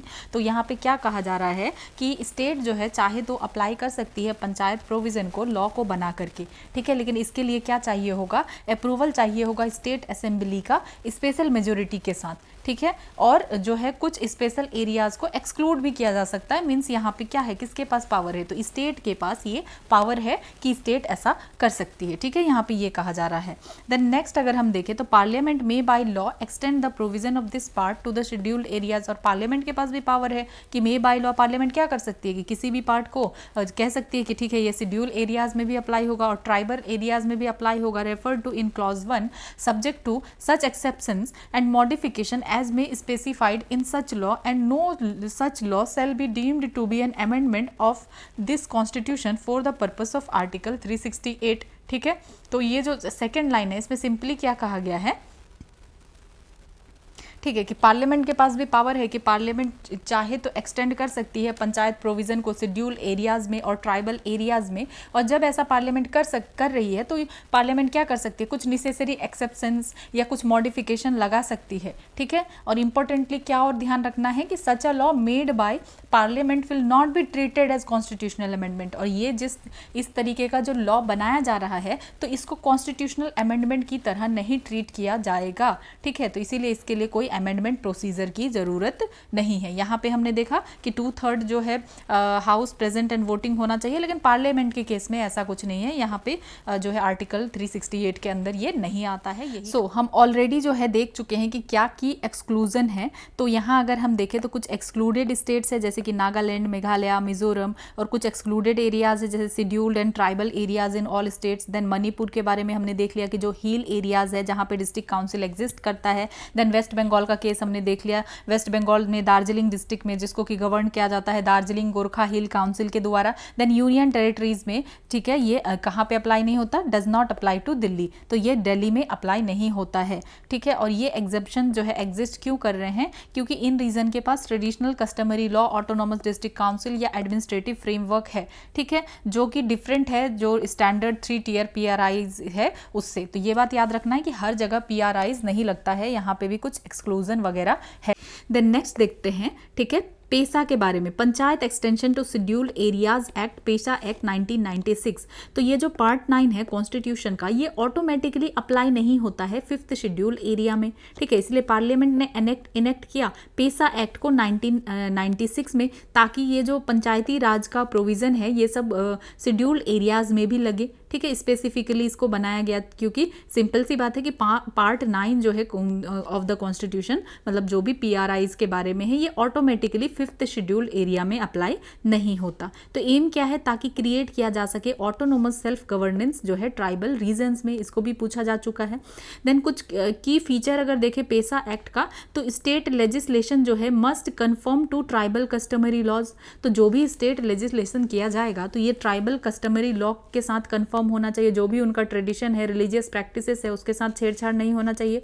Then next हम देखते हैं definition of villages, ठीक है, कि village क्या है। तो ये किसके ऊपर बेस्ड है, बेस्ड ऑन हैबिटेशन और ट्रेडिशनल कम्युनिटी बेस्ड मैनेजमेंट, ठीक है। तो ऐसे ग्रुप जो कि मैनेज कर रहे हैं अफेयर्स बेस्ड ऑन ट्रेडिशन, तो ये डेफिनेशन है विलेज का। ये डेफिनेशन किसके ऊपर बेस्ड है, हैबिटेशन के ऊपर और ट्रेडिशनल कम्युनिटी बेस्ड मैनेजमेंट के ऊपर बेस्ड है। देन ग्राम सभा का पावर क्या है, तो यहाँ पे कुछ मैंडेटरी एग्जिस्टेंस दिया गया है। तो ग्राम सभा का मैंडेटरी एग्जिस्टेंस है, मीन्स क्या है कि ग्राम सभा मैंडेटरी है, हर विलेज में होना ही चाहिए ग्राम सभा, ठीक है। और ये जो है क्या बनाता है, फाउंडेशन बनाता है लोकल सेल्फ गवर्नेंस का एज पर आर्टिकल 243A। कंपोजिशन देखें तो ऑल एडल्ट वोटर, तो जितने भी एडल्ट वोटर है जो कि 18+ है और वो लिस्टेड है इलेक्टोरल रोल्स में, of the village panchayat are members of the gram sabha, कि जितने भी एडल्ट वोटर है जिनका एज क्या है 18 प्लस है और वो लिस्टेड है कहाँ पे, इलेक्टोरल रोल्स में, ठीक है, electoral rolls of the village panchayat, तो वो होंगे मेंबर ग्राम सभा के, ठीक है। ऐसा नहीं है कि सारे जो है जितने भी विलेज में लोग हैं सारे लोग मेंबर होंगे, ऐसा नहीं है, ठीक है। ये बात आपको याद रखना है, 18 plus listed on electoral rolls of village level panchayat. Then power क्या है, पावर्स इन शेड्यूल्ड एरियाज, तो क्या क्या पावर है ये देख लेते हैं, ठीक है। यहाँ पे हम पढ़ रहे हैं ग्राम सभा के पास, तो ग्राम सभा के पास क्या क्या पावर है पेसा एक्ट के अंदर, तो ग्राम सभा can prevent alienation, transfer of tribal land, मतलब क्या है कि ग्राम सभा एलियनेशन को प्रिवेंट कर सकती है, मतलब कि जो भी लैंड है, ठीक है, उसके ट्रांसफ़र को रोक सकती है, ठीक है, ट्राइबल लैंड को ट्रांसफ़र नहीं किया जा सकता है। It has ownership of minor forest produce, तो माइनर फॉरेस्ट प्रोड्यूस का ऑनरशिप भी है, ये प्रोटेक्ट करती है कम्युनिटी कस्टम्स को, ट्रेडिशंस को और रिसोर्सेज को। सो अगर हम सिंपली देखें कि अंडर फॉरेस्ट राइट्स एक्ट 2006, तो ग्राम सभा क्या करेगी, इनिशिएट करेगी process to identify and verify individual और कम्युनिटी फॉरेस्ट राइट को, ठीक है। और ये क्या है, it is the authority to determine the extent and nature of the right, ठीक है, ये पूछा भी जा चुका है। तो ये बात ध्यान रखना है कि जो scheduled tribe and other traditional forest developers recognition of forest right act 2006 है, तो इस पर ग्राम सभा का मेन रोल है, ठीक है, एक इंपॉर्टेंट रोल प्ले करती है forest to in giving forest right, की क्या क्या फॉरेस्ट राइट किसको मिलना चाहिए। तो ग्राम सभा क्या करती है, स्टार्ट करती है प्रोसेस, ये आइडेंटिफाई करती है कि कौन एलिजिबल है, ठीक है, ट्राइबल और अदर फॉरेस्ट जो भी है, कि कौन ये क्या करती है, ग्राम सभा आइडेंटिफाई करती है कि कौन एलिजिबल है, ठीक है, ट्राइबल्स या अदर फॉरेस्ट ड्वेलर, ये देन चेक करती है और वेरीफाई करती है उनके क्लेम को, फिर ये डिसाइड करती है कि किस टाइप का राइट जो है किसको मिलना चाहिए, इंडिविजुअल फॉरेस्ट राइट मिलना चाहिए या कम्युनिटी फॉरेस्ट राइट मिलना चाहिए, ठीक है।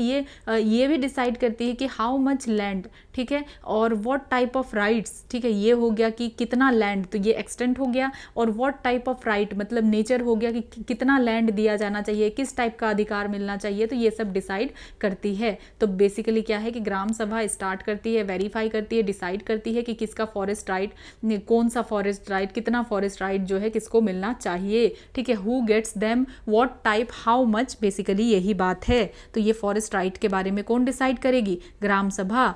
देन फंक्शनल अथॉरिटी अगर हम देखें तो identifies beneficiaries of welfare scheme, तो जो वेलफेयर स्कीम है उसके लिए भी ये आइडेंटिफाई करेगी कि कौन सा जो है बेनिफिशियरी होगा, ठीक है, और अप्रूव्स विलेज डेवलपमेंट प्लान, तो ये सब भी इनके हाथ में होता है। Certifies fund utilization under government program, तो फंड यूटिलाइजेशन को भी सर्टिफाई करेगी गवर्नमेंट प्रोग्राम के अंडर, जैसे कि मनरेगा वगैरह है। Then seat reservation in scheduled areas under PESA, तो जो सीट रिजर्व होगा in proportion to scheduled tribe population, तो जो एसटी पॉपुलेशन वहाँ है उसके अकॉर्डिंग जो है सीट रिजर्व होगा। और 50% of reservation 50% reservation for ST in chairperson eight all levels, ठीक है। तो ये भी बात याद रखना है कि सिर्फ मेंबर को ही नहीं बल्कि क्या होगा कि चेयरपर्सन के लेवल पे भी 50% रिजर्वेशन होगा। तो यहाँ पे कितना रिजर्वेशन देखने के लिए मिल रहा है, 50%, ठीक है। देन स्टेट चाहे तो नॉमिनेट कर सकते हैं एसटीज़ को विदाउट इलेक्शन, बिना किसी इलेक्शन के एसटीज़ को नॉमिनेट कर सकते हैं इंटरमीडिएट और डिस्ट्रिक्ट पंचायत में, कितना, up to 10% of total member, तो जितना भी उनका मेंबर है उसका 10% वो नॉमिनेट कर सकते हैं, ठीक है, इफ़ एसटीज़ आर अदरवाइज अनरिप्रेजेंटेड। तो अगर लगे स्टेट को कि ये जो एसटीज़ हैं ये रिप्रेजेंट सही से नहीं है, अनरिप्रेजेंटेड हैं, तो यहाँ पे स्टेट नॉमिनेट भी कर सकती है बिना किसी इलेक्शन के इंटरमीडिएट और डिस्ट्रिक्ट पंचायत में, कितना, 10% ऑफ टोटल मेंबर, ठीक है। तो ये चीज़ याद रखना है। तो यहाँ पे हमने क्या देखा कि सीट रिजर्व होगा in proportion to scheduled tribe population, मतलब पॉपुलेशन के बेसिस पे सीट रिजर्व होगा, और 50% रिजर्व होगा किसके लिए, एसटीज़ के लिए चेयरपर्सन पोस्ट में हर लेवल पे, ठीक है। अब देखते हैं मिनिस्ट्री ऑफ ट्राइबल अफेयर्स, मोटा का क्या रोल है, ठीक है, फॉरेस्ट राइट एक्ट को भी हम अच्छे से देखेंगे। तो ये जो है नोडल मिनिस्ट्री है for implementing scheduled tribe and other traditional forest dweller recognition of forest right act 2006 का, ठीक है। तो ये नोडल मिनिस्ट्री है इम्प्लीमेंट करने के लिए इन सारी चीज़ों को, और ये रिकॉग्नाइज करेंगे forest right of scheduled tribes and other traditional forest dwellers, ठीक है। उसके बाद ये हैंडल करते हैं फॉरेस्ट और लाइवलीहुड इश्यूज़ को ट्राइबल कम्युनिटीज़ का नेशनल लेवल पे, मिनिस्ट्री ऑफ ट्राइबल अफेयर्स। ये इंश्योर करते हैं ऑनरशिप, एक्सेस और management rights over forest resources to eligible communities, ठीक है। उसके बाद ये वर्क करेंगे किसके साथ मिलके, स्टेट गवर्नमेंट के साथ, ताकि एक्ट को इम्प्लीमेंट किया जा सके ग्राम सभा की हेल्प से और फॉरेस्ट राइट कमिटीज़ की हेल्प से, ठीक है। तो यहाँ पे जो भी चीज़ है ये स्टेट गवर्नमेंट के साथ मिल के एक्ट करेंगे, ठीक है, ताकि इम्प्लीमेंट किया जा सके प्रोग्राम्स को, जो भी प्रोग्राम हैं, और इसमें हेल्प कौन करेगा, ग्राम सभा और फॉरेस्ट राइट कमिटीज़, ठीक है। अब देख लेते हैं कि लैंड एक्विजिशन के केस में, ठीक है, यहाँ पे क्या है।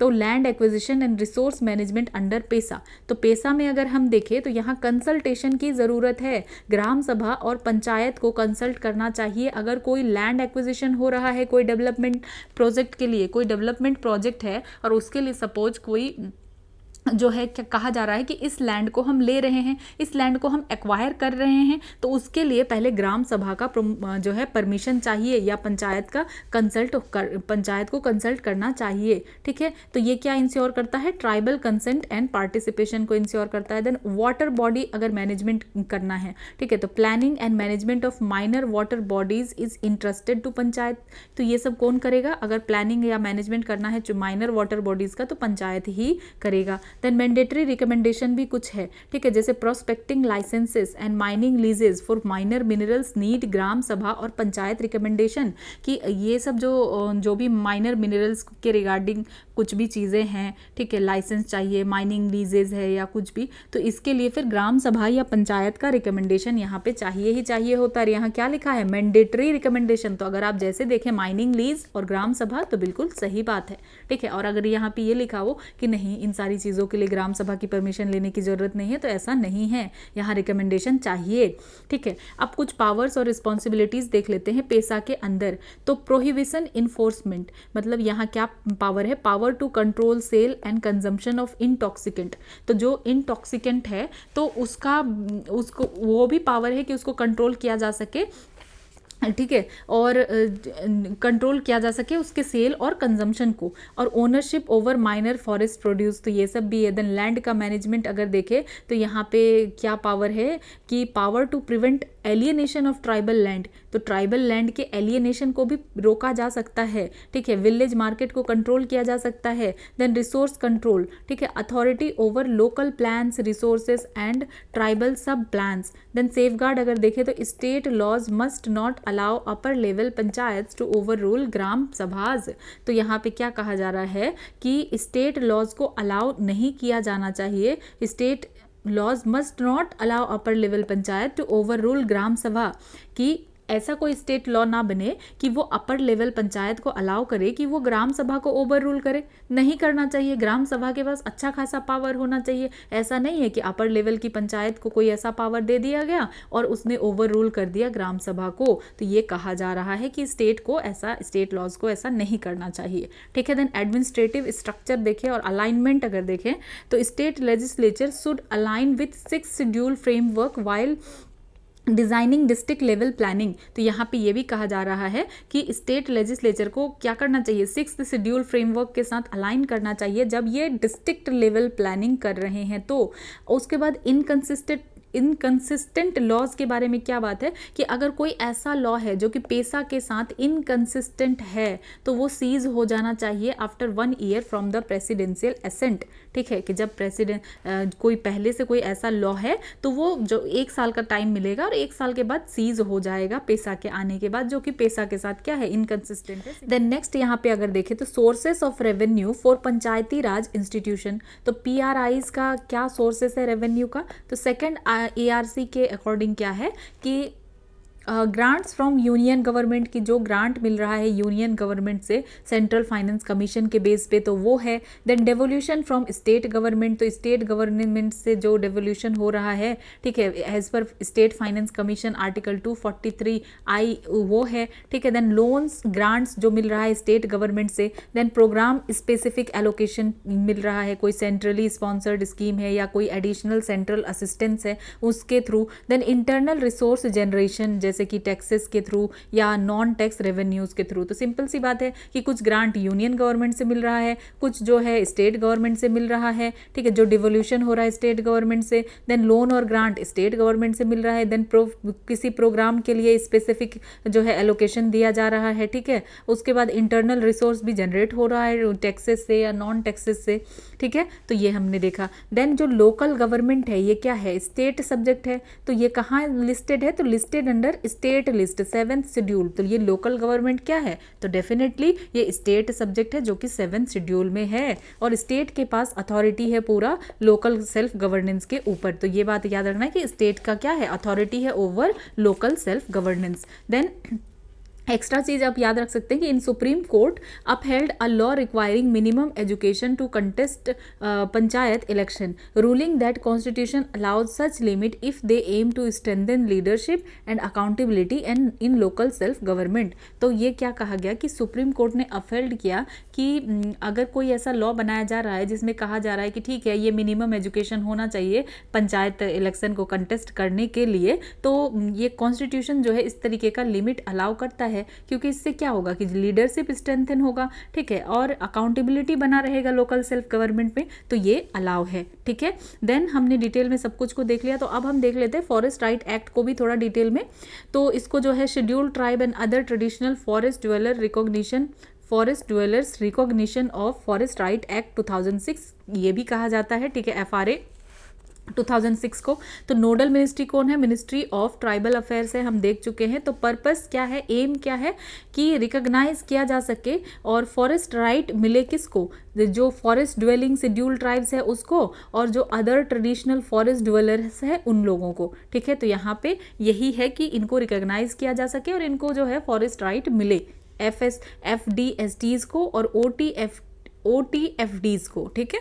सो बैकग्राउंड अगर हम देखें तो इसको क्यों लाया गया, ताकि जो हिस्टोरिकल इनजस्टिसेस हुआ है उसको करेक्ट किया जा सके, क्योंकि पहले कॉलोनियल फॉरेस्ट लॉ हुआ करता था तो वहाँ काफ़ी ज़्यादा इनजस्टिस होता था। पहले ट्राइबल्स को देखा जाता था कि ये जो है इनक्रोचर्स हैं अपने खुद के लैंड में, इनको लगता था कि ये इन लोगों ने इलीगली ऑक्यूपाई कर लिया है। तो ऑब्जेक्टिव क्या है कि जो भी हिस्टोरिकल मिस्टेक्स है उसको रिड्रेस किया जा सके अगेंस्ट ट्राइबल और ट्रेडिशनल ड्वेलर्स, सिक्योर किया जा सके लाइवलीहुड और हैबिटेशन राइट को, और एक्सेस टू फॉरेस्ट रिसोर्सेज की इनको फॉरेस्ट रिसोर्सेज जो है मिले, कुछ लीगल रिकॉग्निशन मिले, और ecological sustainability through community participation, ठीक है, कि इकोलॉजिकल सस्टेनेबिलिटी भी बना रहे, कम्युनिटी पार्टिसिपेशन यहाँ पे हो, ठीक है, क्या कर सके हम, प्रोटेक्ट कर सके, कंजर्व कर सके और मैनेज कर सके फॉरेस्ट को। तो कुछ अगर फीचर्स देखें तो रिकॉग्निशन ऑफ राइट्स में तो लीगल रिकॉग्निशन है of occupation of and use of forest land, कि आप जो है लीगली है कि हाँ ठीक है आपका कुछ ऑक्यूपेशन हो सकता है या आप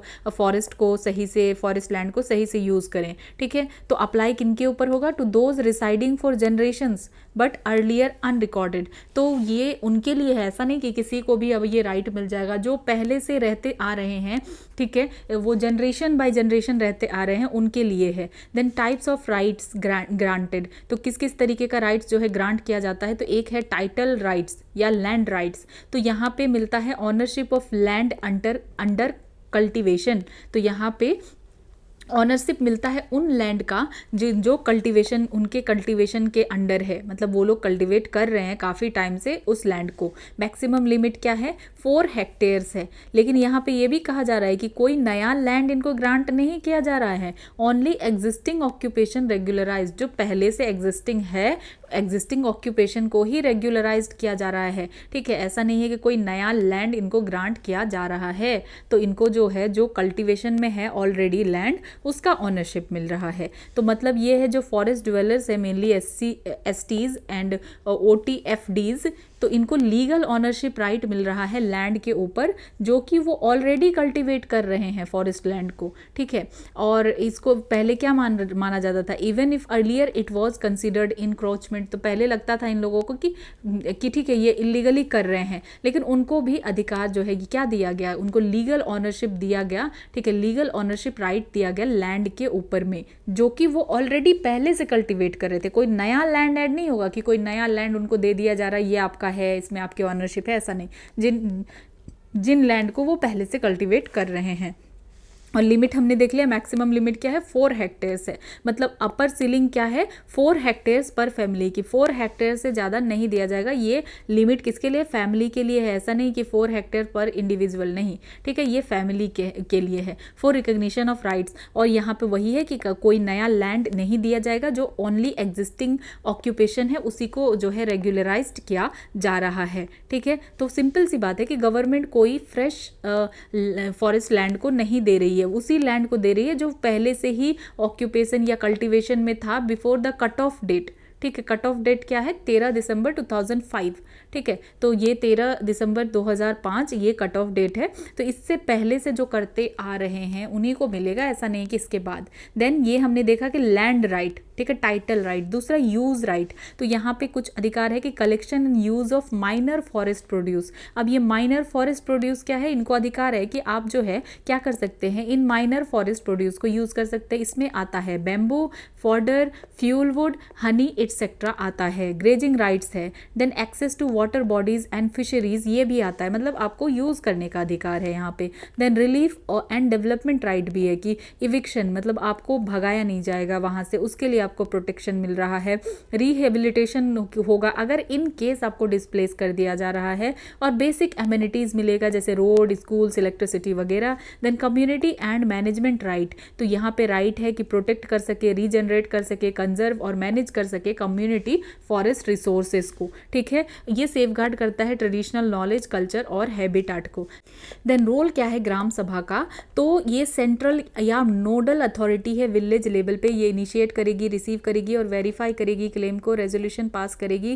claims then move to sub divisional committee, उसके बाद जो भी क्लेम होगा ये सब डिविजनल कमेटी के पास जाएगा, फिर डिस्ट्रिक्ट लेवल कमेटी के पास जाएगा, ठीक है। देन कम्युनिटी एम्पावरमेंट, तो यहाँ पे एम्पावर किया जाता है फॉरेस्ट ड्वेलर को कि वो एक्सेस कर सके, यूज कर सके और मैनेज कर सके फॉरेस्ट को, और इनको जो है अनलॉफुल इविक्शन और हैरेसमेंट से बचाया जाता है। देन इंफ्रास्ट्रक्चर का प्रोविजन अगर देखें तो बेसिक सिविक जो है फैसिलिटीज इनको फॉरेस्ट एरियाज में दिया जाता है, ठीक है। वो भी किसके ऊपर बेस्ड होगा, ग्राम सभा के रिकमेंडेशन के ऊपर बेस्ड होगा। तो सिग्निफिकेंस अगर हम देखें तो क्या है, सोशल जस्टिस के लिए, इन्वायरमेंटल गवर्नेंस, और जो ये shift forest management from state centric to community centric, तो फॉरेस्ट का मैनेजमेंट जो स्टेट सेंट्रिक से कम्युनिटी सेंट्रिक की तरफ हम मूव कर रहे हैं। और ये इंटीग्रेट करता है ट्राइबल राइट्स को किसके साथ, कंजर्वेशन प्रिंसिपल्स के साथ, ठीक है। तो पंचायत के जो आर्टिकल्स हैं उसको हम जल्दी से देख लेते हैं। पार्ट 9 में पंचायत से 243 से 243O, 243 में डेफिनेशन है, ठीक है। उसका 243A में ग्राम सभा के बारे में है। ये 243A क्या इंपावर करता है ग्राम सभा को, to perform function at village level as provided by state law, कि स्टेट लॉ के अकॉर्डिंग वो जो है विलेज लेवल पे परफॉर्म करेंगे, ठीक है। उसके बाद आर्टिकल 243B यहाँ पे बात की गई है कॉन्स्टिट्यूशन ऑफ पंचायत। मैंडेट किया गया है कि यहाँ पे क्या होना चाहिए, establishment of panchayat at village, intermediate और डिस्ट्रिक्ट लेवल पे क्या होना चाहिए, यहाँ पे पंचायत होना चाहिए, ठीक है। और स्ट्रक्चर को डिटरमाइन किया जाएगा स्टेट लेजिस्लेचर के द्वारा। देन आर्टिकल 243C में कहा जा रहा है कंपोजिशन ऑफ पंचायत के बारे में, ठीक है, कि कंपोजिशन डिफरेंट लेवल पे कैसा होगा। जो विलेज मेंबर्स होंगे वो डायरेक्टली इलेक्ट होंगे, इंटरमीडिएट और डिस्ट्रिक्ट बॉडीज जो है मे इंक्लूड डायरेक्टली इलेक्टेड और इनडायरेक्टली इलेक्टेड या नॉमिनेटेड मेंबर्स भी हो सकते हैं, ठीक है, ये कहा गया है। देन आर्टिकल 243D में हमने काफी डिटेल में देखा reservation of seat. Then article 243E duration of panchayat, जो कि हमने देखा कि टेन्योर 5 ईयर होगा और फिर क्या चीज होगा। देन आर्टिकल 243F में डिस्क्वालिफिकेशन की बात है और यहाँ मिनिमम एज 21 ईयर है, ना कि 25। देन आर्टिकल 243G यहाँ पावर और रिस्पॉन्सिबिलिटीज है कि पंचायत जो है एम्पावर्ड है कि वो कोई भी प्लान प्रिपेयर कर सकते हैं इकोनॉमिक डेवलपमेंट के लिए और सोशल जस्टिस के लिए, ठीक है। और जो है सब्जेक्ट जो भी चीज़ है हम देख पा रहे हैं कि 11 शेड्यूल में है उनका कि वो किस चीज़ के ऊपर फंक्शन करेंगे। देन आर्टिकल 243H में फाइनेंशियल पावर है कि ये लेवी कर सकते हैं taxes, duties, tolls and fees जो ऑथोराइज किया जाएगा स्टेट लॉ के द्वारा, ठीक है। और इनको ये रिसीव करेंगे grant in aids state consolidated fund से। देन आर्टिकल 243I में फाइनेंस कमीशन के बारे में है कि स्टेट फाइनेंस कमीशन को कॉन्स्टिट्यूट किया जाएगा हर 5 साल में। देन आर्टिकल 243J ये किसके बारे में है, ऑडिट ऑफ अकाउंट्स, ठीक है। स्टेट लेजिस्लेचर प्रोवाइड करेगी मेंटेनेंस एंड ऑडिट जो है पंचायत अकाउंट्स के लिए, ताकि फाइनेंशियल ट्रांसपेरेंसी और अकाउंटेबिलिटी बना रहे। ये कौन कर सकता है, स्टेट लेजिस्लेचर, ठीक है। यहाँ पे अगर दे दे चीफ मिनिस्टर तो यहाँ क्या लिखा हुआ है, स्टेट लेजिस्लेचर लिखा हुआ है। देन आर्टिकल 243 के इलेक्शन के बारे में है कि इस्टेब्लिश किया जाना चाहिए स्टेट इलेक्शन कमीशन, तो के में क्या है, कमीशन, स्टेट इलेक्शन कमीशन के बारे में है। देन आर्टिकल 243L कि एप्लीकेशन टू यूनियन टेरिटरीज कि प्रेसिडेंट जो है अप्लाई कर सकते हैं प्रोविजन यूटीज में नेसेसरी मॉडिफिकेशन के साथ। देन आर्टिकल 243M यहाँ पे कहा गया कि कुछ एरिया को एक्सक्लूड किया जाएगा, जैसे कुछ एरिया, जैसे कि 5th शेड्यूल का कुछ एरिया या 6th शेड्यूल का कुछ एरिया, इन सारे रीजन को एक्सक्लूड किया जाएगा। देन आर्टिकल 243N यहाँ पे कंटिन्यूएंस ऑफ एग्जिस्टिंग लॉ के बारे में है। देन आर्टिकल 243O में कहा जा रहा है बार टू कोर्ट इंटरफेरेंस की कोर्ट जो है क्वेश्चन नहीं करेगी डिलिमिटेशन और सीट अलॉटमेंट को, और इलेक्शन को चैलेंज किया जाएगा कब, सिर्फ इलेक्शन पेटिशन के थ्रू अंडर स्टेट लॉ। तो हमने कंप्लीट कर लिया। अब हम नेक्स्ट क्लास में देखेंगे अर्बन लोकल गवर्नेंस के बारे में, म्यूनिसिपैलिटीज के बारे में। तो मिलते हैं नेक्स्ट वीडियो।